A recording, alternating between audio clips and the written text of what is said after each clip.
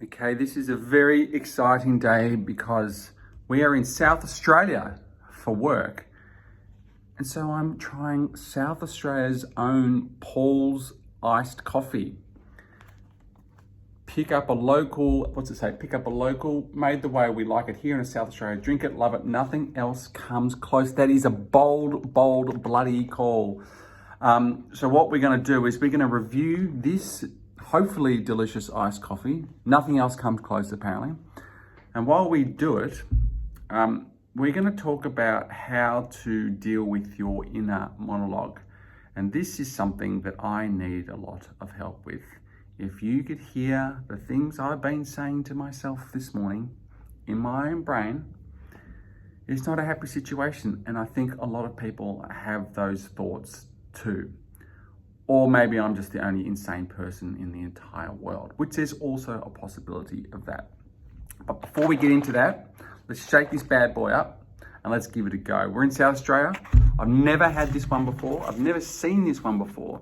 I reviewed a little while back Farmers Union iced coffee, which I believe is the biggest selling, well, no, I don't believe it, definitely is the biggest selling iced coffee in South Australia. But while we're in South Australia, I thought we got to try the local stuff. So let's have the first taste of Paul's iced coffee in South Australia, South Australia's own. Here we go. Doesn't smell too sweet.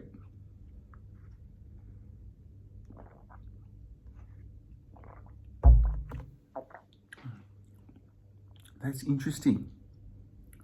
It's not too sweet at all, but it's kind of not iced coffee flavory at all. It doesn't really feel coffee. It feels more like a not very sweet caramel drink. Iced caramel, I guess. Let's try another one. Another swig. I'm going to leave that in shot. I got to say, that is not my favorite. There's something about it. There's not a hint of coffee flavor in that. I'm going to investigate the ingredients on this thing, and I wonder how much a coffee is actually in this, because this feels like milk, sugar, and that's about it. Not heaps of sugar, but a bit of sugar, but it doesn't taste very coffee-esque at all. So let's read the, now, because I'm getting old, I now have to read things like this. Oh my God, last night I was at this thing and I can barely see my phone. I need an arm that's 12 foot long nowadays. So I was at this thing last night and it was great. It's about something that I've been involved in, and I had high hopes for it, and then afterwards my brain is just going and going and going and going and going. And I kind of using these videos as a little bit of therapy, and maybe someone in the world will ever see this apart from my family and my kids. Just talking about how the inner monologue, it can just start racing away from you. And you can start talking a lot of bad things about yourself. And it's not a healthy thing. I think I might have talked about this before, but I think it's true that if you could hear what I was saying out loud, you would think I was an insane person, but because it's in my head, you would have no idea what's going on. And I imagine that most people that you walk past in the street are talking to themselves constantly about stuff that probably to anybody else makes absolutely no sense at all. Like how this is called an iced coffee, but it doesn't taste like coffee at all. That makes absolutely no sense at all. But here we are. So yeah, so it's easy for the brain to get on a track of lying to yourself, of making up all this stuff in your head that's not true. And that's the interesting thing about humans, is that I would presume, since we're the only ones who have mastered a language that has really great detail, and there's all these different languages all around the world, that we're the only ones with this inner monologue in our head on this planet, just going round and round and round and just saying these things, whether they're positive or negative. And I think from what I have read online and stuff, most people's inner monologue is a negative self-talk. And then there's people who are really high achievers who have a positive self-talk. And why is there a difference between people having the negative and the positive? That's what I'm going to try and unpack today by having this little therapy session over this iced coffee, iced caramel milk thing, whatever it is. And just try and figure things out, try and unpack it a little bit, like they say on very intelligent shows. You unpack things, you don't talk about them, you don't try to understand them, you unpack them because you're intelligent and you're on a journey. I hate the word journey too. Yeah, the inner monologue is a very dangerous thing if not used correctly. And I read a lot about, you read a lot about the power of self-talk and motivation. You should get up in the morning, look in the mirror and just tell yourself, I'm wonderful, I'm beautiful, good things happen to me. And I do that. And then sometimes I get into that habit and guess what happens? Usually I feel better about myself, but then you fall out of the habit. It's so easy to fall out of the habit of being good to yourself and being nice to yourself. I'm really too often hard on myself, and if you're watching this and you feel the same way, you're not alone. You're not alone. There's so many of us that are just stuck in this cycle of negative self-talk. What do they call that? The negative looping, just the same thoughts. Oh, I'm so stupid. Why did I do that? How come I said that? Why aren't I more successful? Why aren't I fitter? Why don't I have more money? Why don't people love me more? Why aren't I nicer? Why do I have to judge people? Why are you so stupid? Why did you stuff that up? It just goes on and on and on all day. And even when you're trying to sleep, you can't sleep because these thoughts go round and around your head. So the way that I've been trying to minimize that sort of self-talk is, well, obviously you'll hear about it. You'll hear about the breath. The breath is really important. Sometimes I was actually watching a video about, I've talked about him before, Ramdas. I never pronounce his name right, even though he's my idol. And he was talking about how Ramdas, it was not his birth name when he was born. He was Dick Albert, and he was a psychologist, and he took acid, found spirituality, moved to India, all those sort of things, and came back as an enlightened person, well, attempting to be an enlightened person, and talking about all the spiritual things to try and help people be more one with each other, more one with the world, and take care of each other, spread love, all those beautiful hippie thoughts. And he was talking about how, but he still has the ego of Dick Albert. And at one time he was being Dick Albert. And he had been out carousing, he'd been out drinking, and he thought he needed a girlfriend. So he got a girlfriend, and then the girl he was seeing, well, the woman he was seeing, then he found out was seeing someone else. And so he was at night just having an absolute meltdown, crying, miserable, talking to himself, what's wrong with me and these things. And then he said, I tried to do all the things Ram Dass suggested, which was to breathe, which was to try and find that spirituality, to try and find the heartbeat inside. And he said, none of them worked.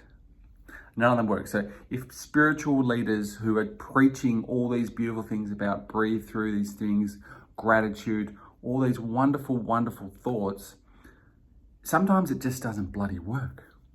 Sometimes it just doesn't bloody work, and you can't help yourself. Just like I can't help having iced coffees. And so what do you do? What do you do? I have found a thing in the last few weeks, which has actually been really helping with this inner monologue. When I'm starting to spiral out of control, you know what really helps? I know it's going to sound stupid and it's dumb, and you've heard it 100 times before. Get fucking cold. Excuse the French. Iced coffee. What are you talking about? Iced coffee. Ice bath. Ice bath.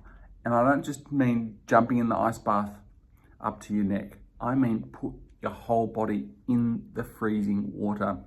I think it's a form of electroshock therapy, which is what they use for people with, mental illness like schizophrenia and such like that, to try and, reset all the synapses in your brain, and all this nonsense is going on. You just get in there and you're shocked, and you literally cannot think of anything else. It's an instant reset. It is like hitting reset on your computer.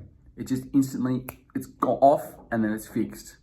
And I find that is so effective for this brain going round and round and round, more so than gratitude, more so than breathing, because it requires a real effort to do these things of gratitude and breathing stuff. Whereas when you immerse yourself in freezing cold water, it just completely shocks everything.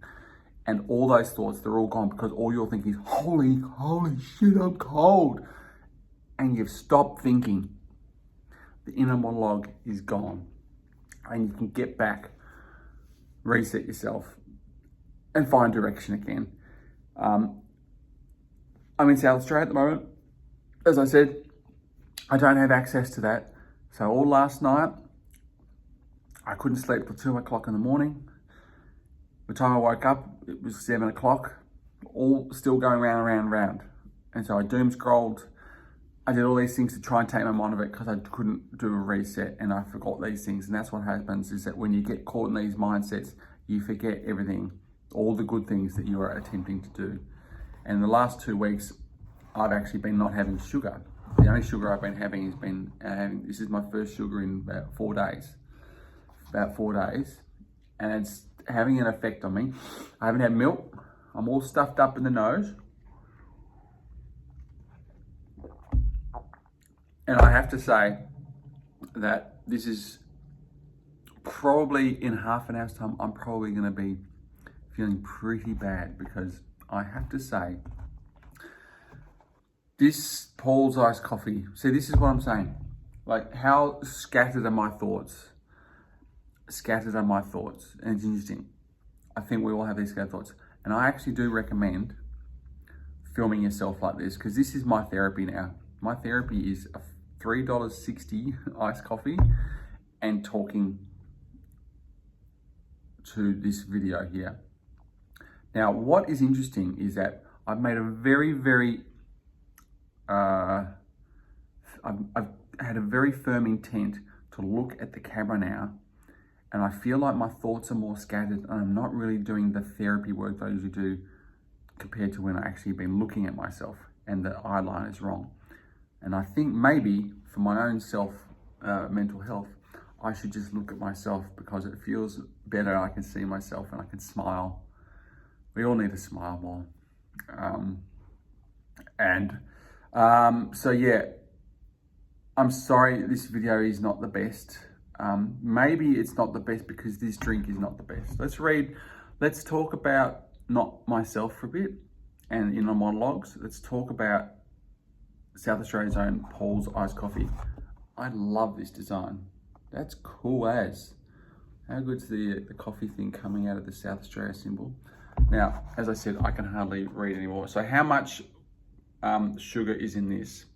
Average quantity per serving of sugar is 27.6 grams. So I picked this up and I thought 27.6 grams for this, that's pretty good. Like, that's half of your Farmer's Union, which I think was 54.6 grams of sugar. So I'm like, this is 27.6. But then the small print is that there are 2 servings in this container of 600 mils. So there's actually 55.2 grams of sugar in this. That is disgusting. That is 9 teaspoons of sugar. No wonder I'm starting to sound like an even more crazy person than I normally do. I'm going to have to say it. I think I started with Farmers Union. I gave it a good high rating and I felt so terrible at the end. I'm 2/3 of the way through this. I haven't had sugar in about 4 days or a week, or however long it's been. I feel like absolute shit now. This is awful. I don't know if I'm even going to be able to finish this. This is like a 2 out of 10.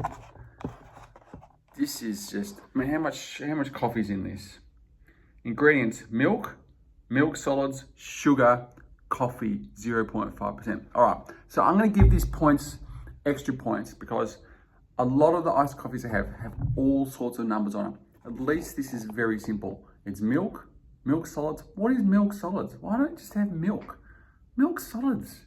I need to start Googling these ingredients. What the freak is milk solids? Just have milk. It's insane. Milk and sugar. Milk and 55.2 grams of sugar. I don't know how much that is. Is that much sugar? My God, that's a lot of sugar. And 0.5% coffee. So you've got this much sugar and you've got this much coffee. No wonder it doesn't taste like coffee. It's just milk and sugar. This is literally milk and sugar. And they don't have a health rating on it, but I assume it would be 3.5 health star rated because that's what the Farmers Union was. This is diabolically bad. I'm sorry, Pauls. It might be South Australia's own, but so South Australia's own is also acid baths with bodies dissolving in them. That's also South Australia's own. I don't think you should claim either of those things. I will say the design is great. This is really cool. Pick up a local, made the way we like it here in South Australia. So made the way we like it here in South Australia. So your way, it's a very sweeping generalisation that the way the people like it in South Australia is with 55 grams of goddamn sugar. My God, my head, I feel so terrible. Oh my God, this is so bad. This is real bad. This is the worst one so far. It's weird. At the start, I didn't think it tasted too sweet. And I wonder if I thought that because I thought this only had 27 grams of sugar. Only. It's got so much sugar. I feel so sick. I feel my tummy's going. I've gone from the inner monologue up here to the inner monologue down here of this constant talk. Oh man, I'm gonna have to get through this though, or else I haven't finished the whole job. So I'm gonna have to try and just knock this off. I feel so terrible now. Oh my God. This is not gonna help my inner monologue, is it? I'm gonna have to get off this call, this phone. It's not even a phone call. I'm not making any sense whatsoever. I'm losing my mind. I'm gonna have a cold shower. I didn't think of that this morning. I should have just got home and had a cold shower and shut myself up. That is the one thing you get out of this. If you've got through this video, do not drink this. Do have an ice bath. Do have a freezing cold shower, and that'll stop the inner monologue. There is so much of this left. I don't want to drink it, but I'm going to drink it all up now because I need to finish this pain.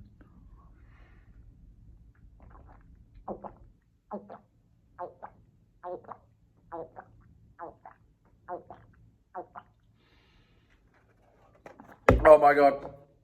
So that last week was that's about 23 grams of sugar. That's 4 teaspoons of sugar. I just went bang, bang, bang, bang. That is awful. Oh my God. What have I done? What have I done? Anyway, I hope you all have a wonderful day. If you have an inner monologue, go have a cold shower, go have an ice bath, shock your system. It's the best way to do it. Breathing's great, gratitude's great, looking at wonderful things, all these things are all fantastic, but the best way to shut your brain up is to go cold turkey, like I'm gonna go, not have any sugar for the next 3 days until I have the next iced coffee. I'm in a world of pain. I just want to say, I love myself. I don't say that enough to myself. I love you, Alex. You should say that to yourself. You should look in the mirror or film yourself a video of yourself saying how much you love yourself, because you're doing your best. You're doing your best. All you can do is your best. You're a human being. Humans are fallible. I posted a thing yesterday on my LinkedIn, or my LinkedIn, as my father-in-law says. And it's all about be weird. Because if you're not weird, you're not human. I'm really weird. I bet you're really weird too. I guarantee you're really weird. And if you're really weird, that means you're a human. So be you, be weird, be human. Don't drink these. That is horrible.